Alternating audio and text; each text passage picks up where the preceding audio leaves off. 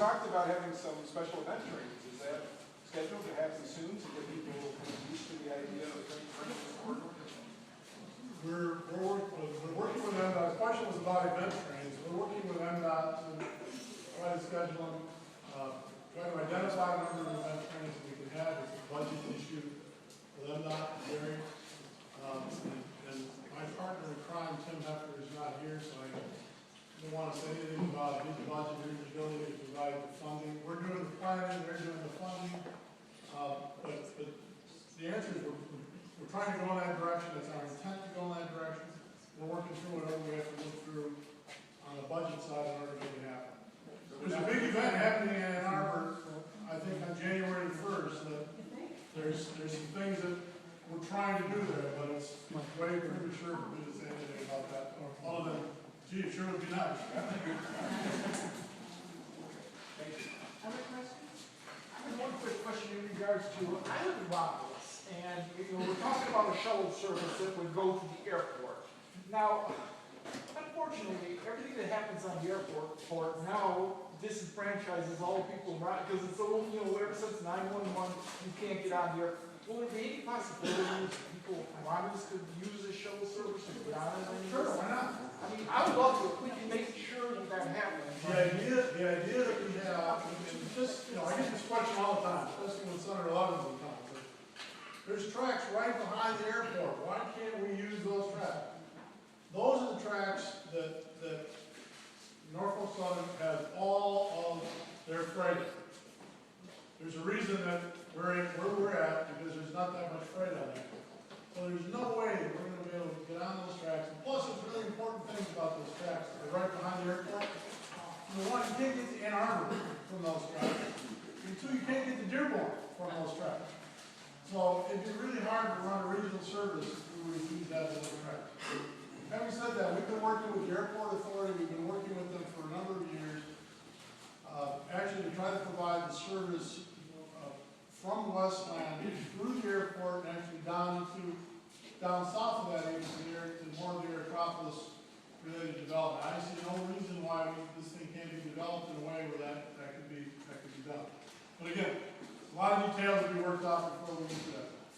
Who would I would like to be involved in that process, or just to make sure I find out how that end of it, where is that? Go on the SEMCOG website, www.semcog.org, and we have a page on there for the St. Arbor to Detroit Community Service. We try to keep that updated when there's information that needs to be, that we can provide you to update it. Probably the best way of staying involved in what's going on.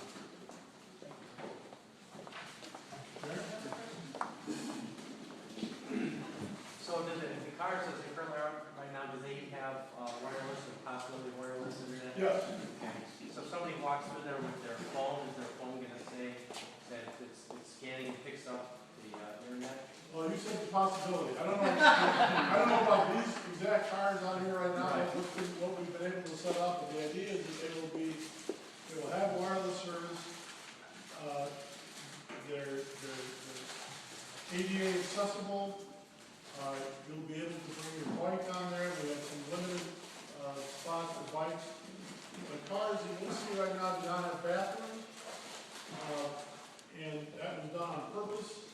We're in the process of taking some of those. I talked about 23 cars that have been totally refurbished. Some of those cars are now going to go back, and we're going to try to put bathrooms in some of those as well, so we can use it for some longer service, or football or baseball related service. What speed is the train going to be traveling? That's a question to ask Bob Keeney when you get over there. Remember that? It's going to be at I think it's 35 miles an hour, 40 miles an hour, something in that range. But Bob will know the exact speed. Pretty sure it's 60. Yeah.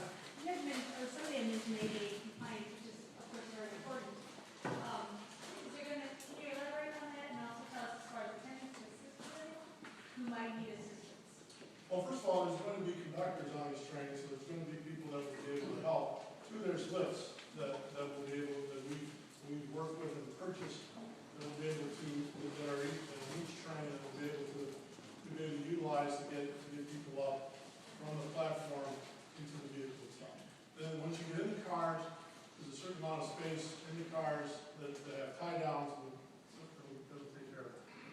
You'll see the list when you get over there, we've got the list for today. Yeah. Why is the conceptual plan that's not on the ANR? There's a train station there, there's a rail line, there used to be a station in Royal Oak. And then when you're going from New Center and then stop in downtown Detroit, makes a lot of sense, and then continue that loop. There's no mention of that. It's conceptually, it makes a lot of sense, and that would be phase 2.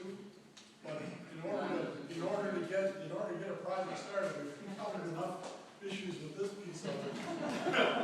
Once we can get this piece done and funded, and I have to say, we're doing this right now without any, we've exhausted the federal money we were able to get our hands on. We're funding this out of NDOT's budget, the funding money that SEMCOG has. So there's no dedicated funding going to this, other than the stations, and Dearborn, the station communities are putting in their money, and federal dollars that they receive for the stations, but we don't have any more of that. So we're gonna bite this month off first, get this thing to work, and then we've already had discussions going east, all the way to Pontiac, now we've had discussions going all the way to Mount Clemens. I got Jackson people want us to go west, they want to go west all the way to Grand Rapids, so Grand Rapids can come in and go to the airport. So it's just one chunk at a time, and then if you do one, we can do the rest of it, but you're absolutely right. But the other two options is stretching.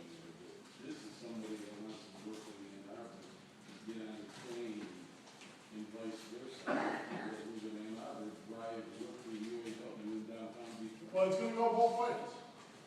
I said 5 round trips a day, going both ways, not just one way. Both ways. Okay, we're here celebrating today some of the capital investments with the cars, the station in Dearborn and the like. Can you provide a little bit of detail as to how the operating funding sources are coming into this? Well, I'll tell you where we're at, and you know, we haven't done a lot of work on that, to be 100% honest with you.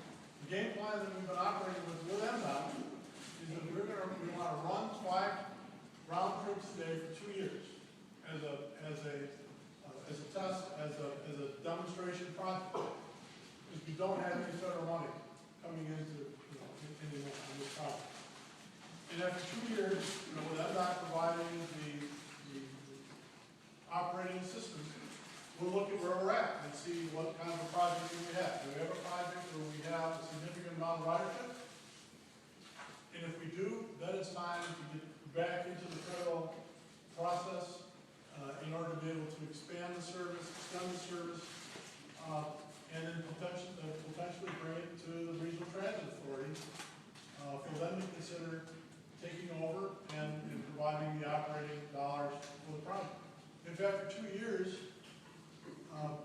we can see that ridership is marginal, then the cars can be sold and no harm, no foul. So it's all going to really depend from a demonstration point of view on ridership.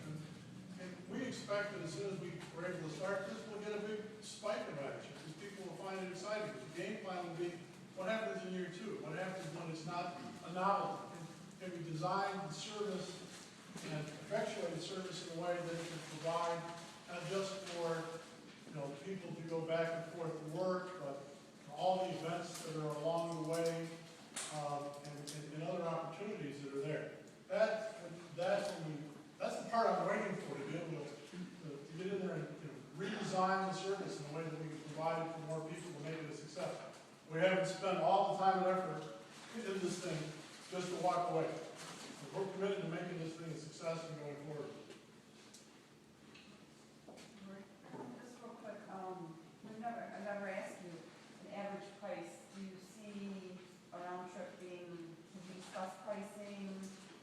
I'm not the right person to ask that question, but whatever typical train commute prices are, I think we've talked about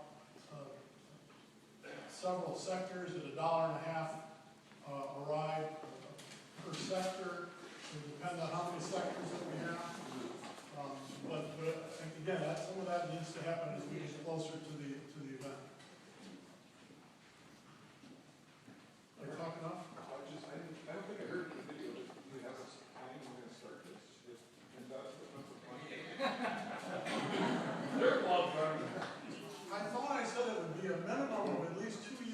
PennDOT to get the capital projects done in order to satisfy the requirements of the contract we have in Norfolk Southern. So like 2016. 2 years, sort of, 2 years at a minimum to get it. Well, I'll still be alive. It's as good as I'm getting. You can ask it any other way you want. It's as good as it's going. Yes.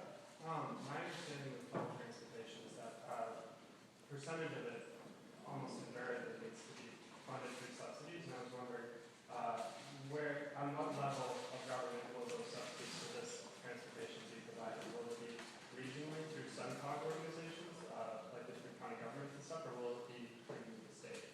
Well, initially, as I said, NDOT has agreed during the demonstration phase of this to fund it at some level, fund the operations at some level. After that point in time, if we determine that we've got a project that's sustainable, then that would, my guess is that we'll have to go to the Regional Transit Authority, and the people of the 4 counties would have to agree to fund that if the RTA board accepts it. We're not asking NDOT to do this forever, and that would be the way that it should go. If we get to that point where after the 2-year period, it looks like it's a good project. Yes, sir. Are there pictures of the new Ypsi station? No, let's talk about that. Ypsilanti's been working on some concepts. I don't want to speak for the mayor or for the city manager on that. We have a limited amount of resources we can provide the station, but that will be up to the city to provide the rest of the funding to do what they eventually want to do here at this location. I think they've got some pretty neat plans from what I've heard. What's the matter with the old station?